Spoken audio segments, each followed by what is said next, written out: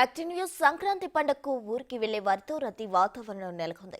RTC బస్సులతో పాటు railway స్టేషన్లో జనాలు కిటకిటలాడుతున్నారు. రద్దీని దృష్టిలో ఉంచుకుని ఆర్టీసీ ప్రత్యేక సర్వీసులు నడుపుతోంది. దేశం నలుమూలల నుంచి శ్రీకాకుళం జిల్లాకు వచ్చే ప్రయాణికులు ఎక్కువగా ఉండడంతో శ్రీకాకుళంలో సందడి వాతావరణం నెలకొంది. సంక్రాంతి రద్దీపై మరింత సమాచారం మా ప్రతినిధి రాము అందిస్తారు. సంక్రాంతికి మరొక 2 రోజులే సమయం ఉండడంతో మొత్తం దేశవ్యాప్తంగా ఉన్న మొత్తం అంతా తెలుగు రాష్ట్రాల ప్రజలంతా కూడా సొంత గ్రామాలకు చేరుకునే పరిస్థితి కనిపిస్తుంది. దీంతో మొత్తం ఆర్టీసీ కాంప్లెక్స్ మరోవైపు రైల్వే స్టేషన్లో కూడా వేలాది లక్షలాదిగా ప్రయాణికులంతా కూడా తరలివసిన పరిస్థితి. ప్రస్తుతం మనం శ్రీకాకుళం ఆర్టీసీ కాంప్లెక్స్లో ఉన్నాం. ఉదయం నుంచి గత 2 రోజుల నుంచి కూడా కాంప్లెక్స్లో విపరీతంగా రద్దీ ఉంది. ఇక్కడ నుంచి ఎందుకంటే శ్రీకాకుళం జిల్లా నుంచి దేశవ్యాప్తంగా కూడా వలస కూలీలు ఎక్కువ ఉంటారు. మరోవైపు ఐటీ కంపెనీలు ఇతర కంపెనీలు కూడా ఉపాధి కోసం వెళ్ళేవారు కూడా చాలామంది ఉంటారు. కాబట్టి ఇక్కడికి శ్రీకాకుళం వచ్చేవారు అటు హైదరాబాద్ కానీ లేకపోతే ముంబై కానీ మిగతా గుజరాత్ కానీ మిగతా ప్రాంతాల నుంచి హైదరాబాద్ నుంచి వచ్చేవాళ్ళు కూడా నిత్యం కూడా కొన్ని వేల లక్షల మంది కూడా ఉంటారు. కాబట్టి మొత్తం అంతా కూడా కాంప్లెక్స్ అంతా చాలా రద్దీగా ఉంది. మొత్తం రద్దీని తట్టుకునే విధంగా కూడా శ్రీకాకుళం ఆర్టీసీ కాంప్లెక్స్లో అధికారులంతా కూడా ప్రత్యేక చర్యలు చేపట్టారు. రోజుకి కూడా వందలాది బస్సులు ఇక్కడ నుంచి హైదరాబాద్ కానీ శ్రీకాకుళం విశాఖపట్నంతో పాటు వందలాది బస్సులు కూడా ఎక్కడికక్కడికి కూడా ఏర్పాటు చేయడం జరుగుతుంది. దీనికి సంబంధించి మనతో పాటు మాట్లాడడానికి ఆర్టీసీ అధికారులు ఉన్నారు. సార్, రద్దీ ఎలా ఉంది? ఎన్ని బస్సులు ఎక్కడెక్కడికి ఎన్ని బస్సులు వేశారు?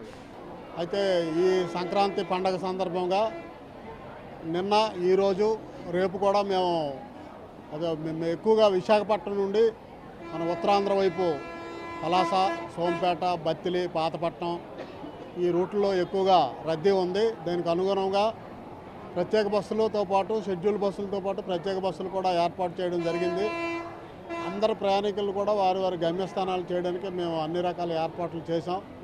అయితే ఈరోజు సెలవు రోజు కాబట్టి కొద్దిగా రద్దీ ఎక్కువగా ఉంది. భోగి రోజు కొద్దిగా సాధారణంగా ఉంటుంది. మళ్ళీ మనకి కనుమ రోజు తర్వాత రోజు నుండి మళ్ళీ తిరుగు ప్రయాణం కూడా మేము తగినన్ని బస్సులు వేసుకొని ఏ విధంగా ఆ రద్దీని క్లియర్ చేయాలని ప్రణాళికలు వేసుకుని ఉండే తప్పనిసరిగా ప్రయాణికులకు ఎటువంటి అసౌకర్యం లేకుండా మేము ఈ రద్దీని అంతా క్లియర్ చేస్తాం.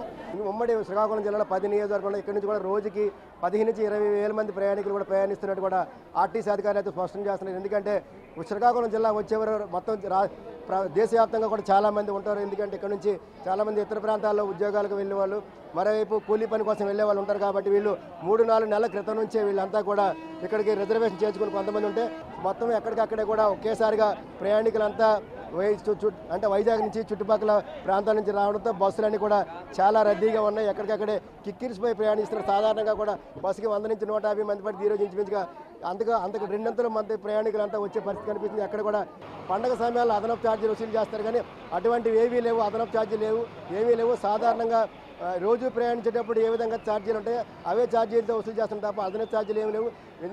ఆర్టీసీ బస్సుల్లో ప్రయాణించే వరకు సురక్షితం అంటూ కూడా మొత్తం అధికారులు స్పష్టం చేస్తున్నారు. మొత్తం చూస్తే వైజాగ్ నుంచి రోజుకి 90 వరకు కూడా సర్వీసులన్నీ నడుపుతున్నట్టు చూస్తున్నారు. ఎందుకంటే మన చుట్టుపక్కల ప్రాంతాల నుంచి చాలామంది కూడా 3 నెలల క్రితమే రైల్వే సంబంధించి రిజర్వేషన్ చేసుకుని వారంతా కూడా విశాఖపట్నంకి వస్తారు. విశాఖపట్నం నుంచి శ్రీకాకుళంకి వచ్చి ఇక్కడ నుంచి చాలామంది కూడా వారి గ్రామీణ ప్రాంతాలకు వెళ్ళే అవకాశం ఉంది. కాబట్టి వైజాగ్ నుంచి చాలా ఎక్కువగా అదనంగా సర్వీసులు కూడా ఏర్పాటు చేస్తున్నట్టు కూడా అధికారులు స్పష్టం చేస్తున్నారు. వీడియోలు Narayanarao, big TV news, Srikakulam.